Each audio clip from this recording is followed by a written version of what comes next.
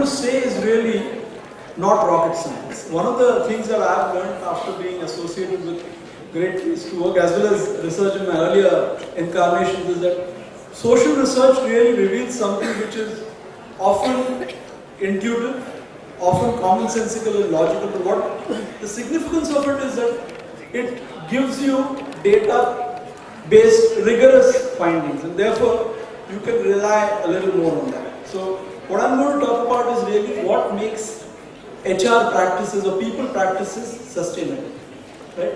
And I'm using these terms interchangeably, but really what we mean by people practices are HR practices or people-related practices and policies as people experience them in terms of their work and daily interactions with their leaders and people managers. So they are not practices or policies which are lying in the HR manual of the organization or on the HR intranet, but as they are experienced.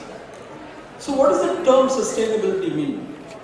The way we have defined the term sustainability here, again based on what others also will be telling you, is that one, the practices remain relevant and effective for all stakeholders. That's the first thing, that whatever is being done is of relevance and is of effectiveness. And second, it continues over a period of time to retain its relevance. So that's what I'm really quickly going to talk about.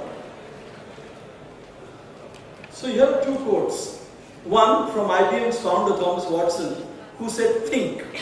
Right? That was his appeal and reminder to everyone, including himself. And second, a little more bleak quote from Bertrand Russell, "Men would rather die than think." Right? And he subsequently used this quote, even including women, by saying people. But the first time he used this quote was in the context of the First World War, when he thought that the whole carnage which was happening was so thoughtless. So what's the connection between these two quotations and what we're going to talk about?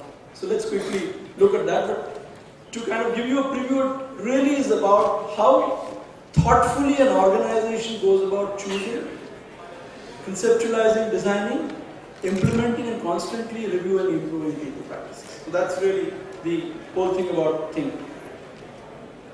So we have two assessment lenses in our model, whether we're using it for our annual study or whether we're using it for consulting groups. One is called Trust Index, which is really about assessing employee experience and perception, and the other is about what we call culture audit, which is nothing but assessing people practices in a wide variety of areas.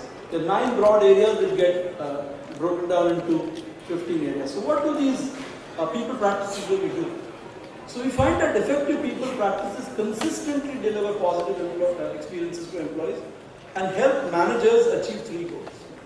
So the first goal that all managers want to achieve is to align employees' efforts and aspirations towards organization's goals or objectives and achieve them.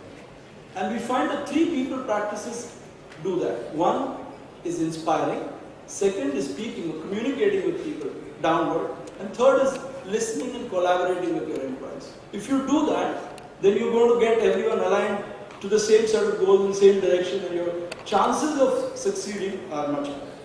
Second very important goal that all managers, all of us have consciously or unconsciously in our mind is to get our employees to give their personal best, what psychologists call discretionary effort. So what drives discretionary effort? Development. Unless you invest in people's development, unless they're competent, they can't deliver their best. Thanking them, appreciating them, really positively reinforcing them. And third, caring for them. That they're not just resources, they're people, and you're emotionally invested in them.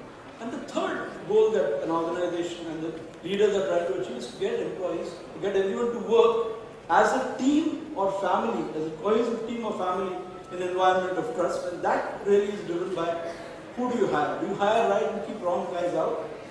Do you celebrate individual and collective successes, personal and professional successes, on the job, off the job? And finally, do you share the spoils of success, whether it's in terms of compensation, benefits, profit sharing, wealth creation opportunity, and also give back to society, right? So that's really what we are looking at when you're looking at people practices. So what has been our methodology of research? I'll just quickly talk about it and then tell you the broad findings. But I want you to bear in mind that the limitation of our study is that we have 5 years data, right? So we are not yet in a position to tell you sustainability over a decade or 15 or 20 years. But given the fact that often people practices or HR initiatives don't last more than 1 or 2 years, even a 5-year period is in a way directional or indicative of what could be done, what should be done. So what did we do? We looked at organizing